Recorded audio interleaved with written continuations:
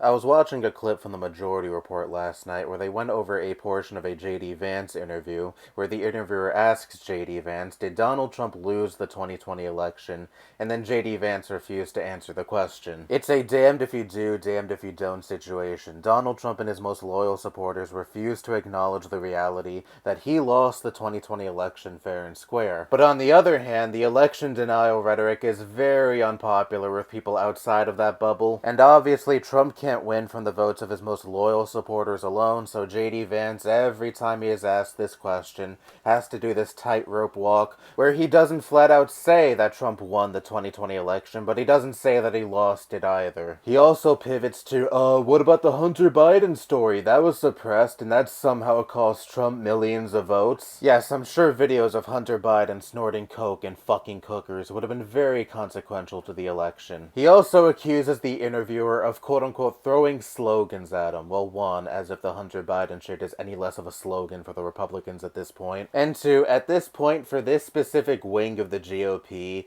acknowledging the simple reality that Trump lost the 2020 election is a slogan, quote-unquote, or an agenda. And this got me thinking about how this election is, quite frankly, pretty frightening. Yes, I know, Kamala Harris is not my ideal candidate. I've laid out my problems with her as a candidate and her campaign in a few other videos before.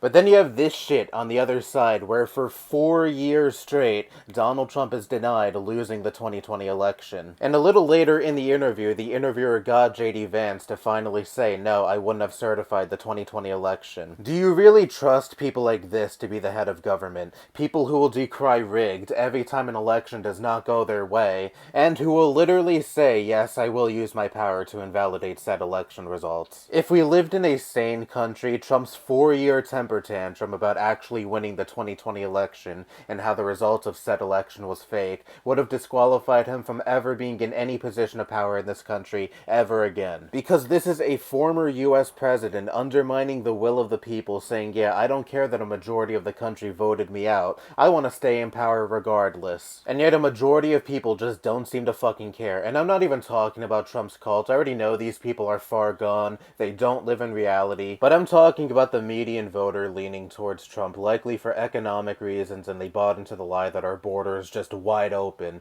and anyone can waltz right in. They can overlook the obvious fascism and complete disregard for democracy and be like, well, Trump can just press the inflation go down button once he gets in office, so he still has my vote regardless. And that's what scares me the most about this election. This extremism is so normalized in this country at this point. If you want to take polls at face value, this election is going to be a coin flip. And I guarantee you, if decades ago we had a presidential candidate who consistently undermined election results, all just based on the simple fact that they didn't like said election results, they would be seen as this fringe extremist that most of this country would likely agree is fucking crazy and should not be near any position of power in this country, let alone the Oval Office. And I don't care if you think I'm being alarmist. I don't want to play chicken with this country's democracy that is already undermined enough by the existence of the Electoral College that makes the popular vote completely meaningless. And going back to what J.D. Vance said in that interview about not certifying the 2020 election, who's to say if Trump wins in November, and if we even have a normal election in 2028, a Democrat wins, and then Trump and J.D. Vance are like, no, we don't like these results, and refuse to certify the election and complicate the process as much as possible in hopes of getting the Republican in office. You can say I'm being hyperbolic all you want, but nothing Trump and J.D. Vance have been saying in all of these public appearances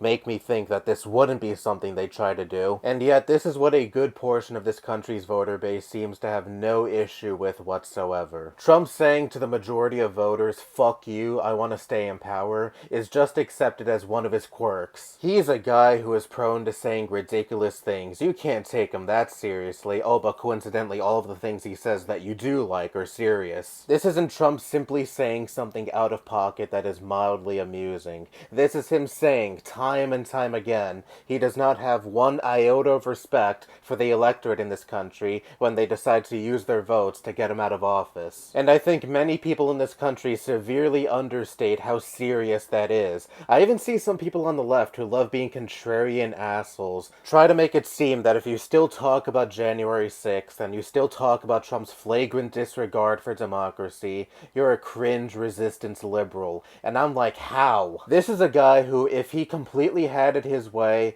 have you rounded up by the military just for your political ideology. I don't care how obsessed you are with differentiating yourself from the Democratic establishment and normie liberals. What this guy and his running mate says should concern anyone regardless of where they stand on the political spectrum. And I have to throw some shade at the media as well, because they hardly talk about Trump's extremism, like him talking about using the military to go after the quote-unquote enemy within, and J.D. Vance refusing to answer whether or not Trump lost the 2020 election and saying he wouldn't certify the 2020 election, choosing to stay quiet when two people at the top of the ticket for a major political party say blatantly anti-democratic shit, further normalizes this type of rhetoric for many people in this country. And even if they're not fully down with the anti-democracy talk, it is still something they choose to put up with, and that should absolutely not be the case. And the thing is, even if Kamala wins, what do you do about this? A good portion of this country is now conditioned to, at the very least, not care when a candidate for a major political party essentially says, fuck the interests of most voters, when elections don't go our way, those results are fake. Trump himself may be gone if he loses in November, but Trumpism will likely be here to stay for a long time, unfortunately. And yeah, I don't really have any happy, cheery message to end this video on. That's all I have to say. Bye-bye.